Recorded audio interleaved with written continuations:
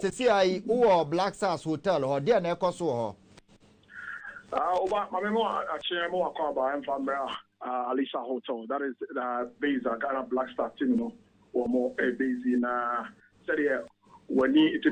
when he come Ghana for most of the squad on Yesu no so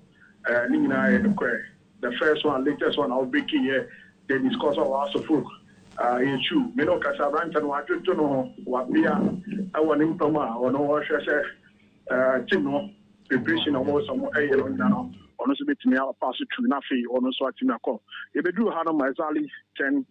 am nearby na made his team no and omo ebeda o kai say enra omo ni Senegal bo wie no ayi and omo beda ya omo asori a omo esan eko na omo check out omo free ha no omo so atimi joining almost various teams now in the next stage omatimi akona from akodin e dia ko mani me no aka say be do hono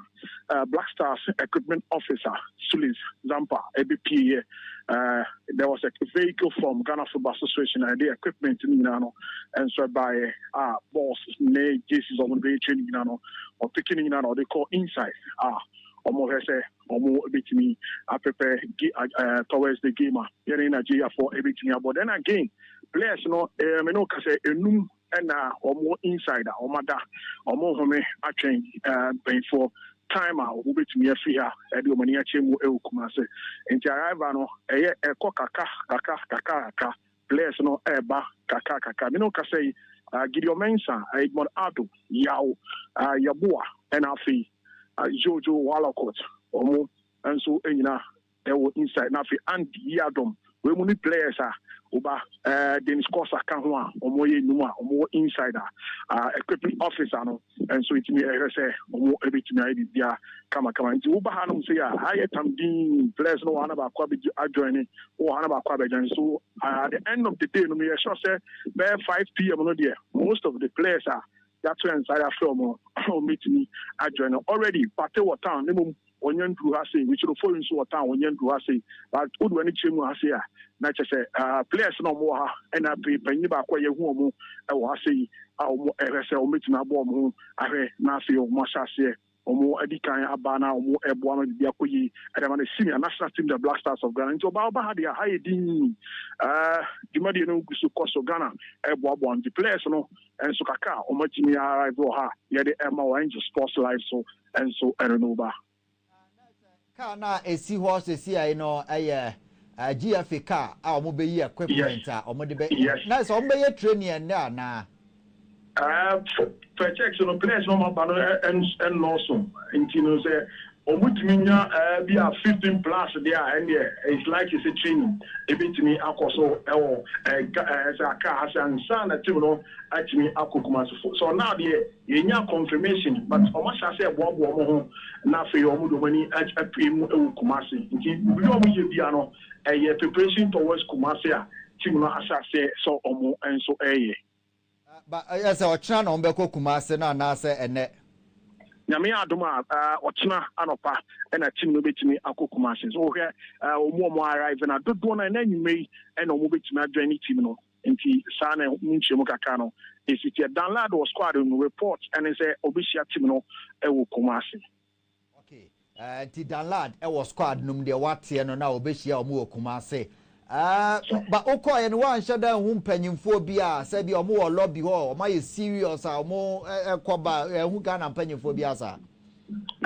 for now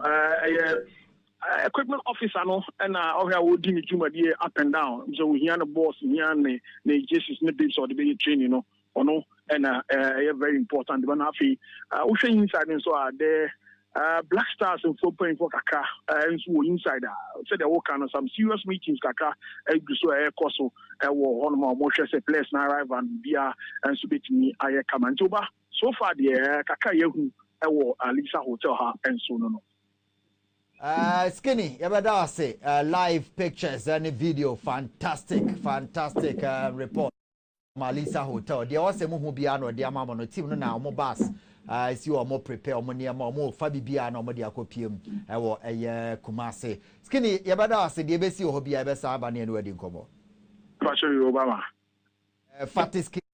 also every year and kasa no Prince players abobo modin say omo bayi and preparation aye no generally how do you see it when you saw Ghana preparation no I think say normal routine and team and I think say time also the same thing on me. I think say you have a more location of the camp no and you have to report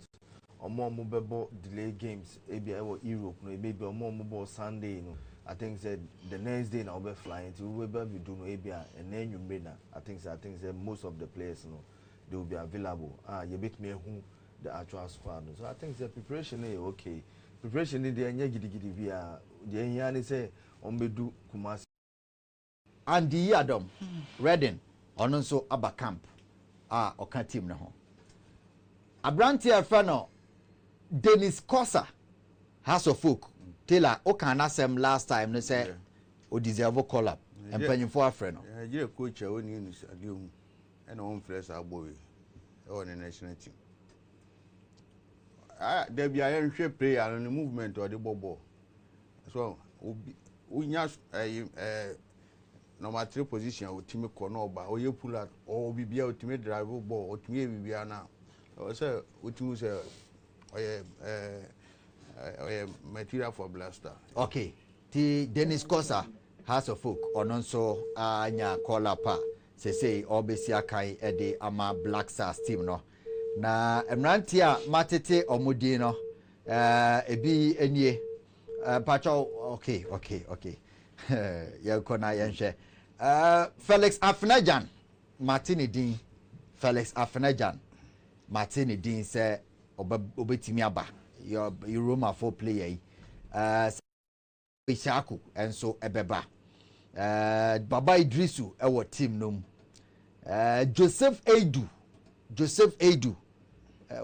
the ekeka kono say abrante no betimi aba Joseph Edu Asante Kotoko goalkeeper Danlad Ibrahim and so Martini Dean